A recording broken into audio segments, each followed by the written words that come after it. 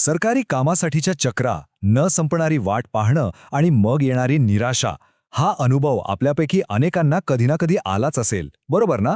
पण तुम्हाला माहिती आहे का की या चक्रव्यूहातून बाहेर पडण्यासाठी आपल्या हातात एक कायदेशीर शस्त्र आहे? चला, आज आपण महाराष्ट्र राज्य सेवा हक्क आयोगाबद्दल जाणून घेऊया आणि आपल्या ह्या अधिकाराची ओळख करून घेऊया.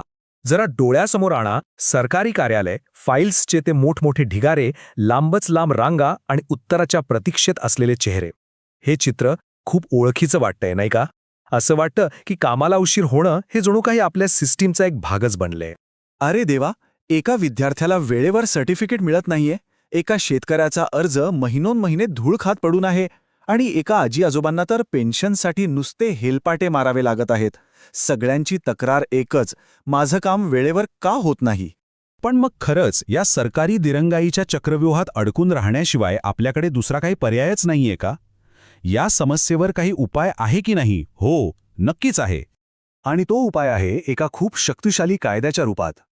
हा कायदा म्हणजे खरं तर नागरिकांच्या हातात दिलेली एक मोठी ताकद आहे, एक असं शस्त्र जे आपल्याला वेळेवर सरकारी सेवा मिळवून देण्याचा हक्क देतं. हो, मी बोलतोय महाराष्ट्र लोकसेवा हक्क अधिनियम 2015 बद्दल. हा कायदा 28 एप्रिल 2015 पासून आपल्या महाराष्ट्रात लागू झालाय आणि तो हे पक्क करतो की प्रत्येक नागरिकाला पारदर्शकपणे, व्यवस्थित आणि सगळ्यात महत्त्वाचं म्हणजे वेळेच्या आत सरकारी सेवा मिळायलाच हवी. लक्षात घ्या, हा आपला हक्क आहे, कोणाची मेहरबानी नाही. पण थांबा, गोष्ट इथेच संपत नाही. कायद्याने आपल्याला फक्त हक्कच नाही दिला, तर त्या हक्कांचं रक्षण करण्यासाठी एक शक्तिशाली संरक्षक, एक गार्डियन सुद्धा तयार केलाय. आणि तो संरक्षक म्हणजे महाराष्ट्र राज्य सेवा हक्क आयोग. आपली सेवा, आमचे कर्तव्य हे ब्रीदवाक्य घेऊन हा आयोग आपल्या हक्कांसाठी लढायला तयार आहे, अगदी एखाद्या सुपर हिरोंसारखा. मग आता प्रश्न येतो की या हिरोकडे नक्की अशा कोणत्या सुपर पॉवर्स आहेत? म्हणजे हा आयोग आपल्याला मदत कशी करू शकतो? चला बघूया. अहो, ह्या आयोगाकडे जबरदस्त अधिकार आहेत. ते आपलं तिसरं आणि अंतिम अपील ऐकतात. कामाला उशीर झाला तर स्वतःहून चौकशी करू शकतात. कोणत्याही सरकारी कार्यालयात जाऊन तपासणी करू शकतात.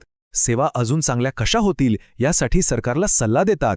आणि सगळ्यात भारी गोष्ट म्हणजे जे अधिकारी कामचुकारपणा करतात त्यांच्यावर दंडसुद्धा लावू शकतात. आणि आयोगाची सगळ्यात मोठी ताकद कोणती असेल तर ती आहे वेळेची मर्यादा. कायद्यानुसार आयोगाकडे तुमचं फायनल अपील आल्यापासून फक्त आणि फक्त 90 दिवसांच्या आत त्यावर निकाल देणं बंधनकारक आहे. म्हणजे काय? तर तुमच्या समस्येवर वेळेत तोडगा मिळणार हे अगदी पक्क. तर मग या हिरोला मदतीसाठी बोलवायचं कसं? या सुपर पॉवर्सचा वापर आपल्यासारखा सामान्य माणूस कसा करू शकतो? त्याची प्रक्रिया, तुम्ही विश्वास ठेवा, अगदी सोपी आहे. समजा तुमचा अर्ज विनाकारण नाकारला किंवा वेळेत काम झालं नाही तर तुम्ही 3 स्टेप्समध्ये अपील करू शकता. पहिली स्टेप, प्रथम अपीलीय अधिकाऱ्याकडे फर्स्ट अपील. तिथेही समाधान नाही झालं तर दुसरी स्टेप, द्वितीय अपीलीय अधिकाऱ्याकडे सेकंड अपील. आणि तरीही न्याय नाही मिळाला तर तिसरी आणि फायनल स्टेप, थेट आयोगाकडे थर्ड अपील. चला एक उदाहरण घेऊया. समजा तुम्ही अर्ज केला आणि तो 30 दिवसांनी नाकारला गेला, तर तुम्ही लगेचच पहिला अपील करू शकता, त्यानंतर दुसरं आणि शेवटी आयोगाकडे जाऊ शकता. आणि एकदा का तुमचं प्रकरण आयोगाकडे गेलं की 90 दिवसांच्या आत निकाल तुमच्या हातात. म्हणजे न्यायासाठी निश्चित वेळ ठरलेली आहे. पण एक सगळ्यात महत्त्वाची गोष्ट लक्षात घ्या, आयोग आपला मित्र आहे, आपला पाठीराखा आहे, हे खरंय. पण या कथेचे खरे हिरो ते तुम्ही स्वतः आहात. कारण जेव्हा तुम्ही एक नागरिक म्हणून आपल्या हक्कांसाठी आवाज उठवता तेव्हाच खऱ्या बदलाला सुरुवात होते. आणि ही ॲक्शन घेण्यासाठी तुमच्याकडे अनेक मार्ग आहेत. आपले सरकार पोर्टलवरून तुम्ही ऑनलाईन अर्ज करू शकता. RTS महाराष्ट्र नावाचं मोबाईल ॲप वापरू शकता. मदतीसाठी राज्यभरात आपले सरकार सेवा केंद्र आहेत. आणि हो, अपील तुम्ही ऑनलाईन किंवा ऑफलाईन दोन्ही पद्धतीने करू शकता. आणि खरं तर हेच या सगळ्या माहितीचा सार आहे.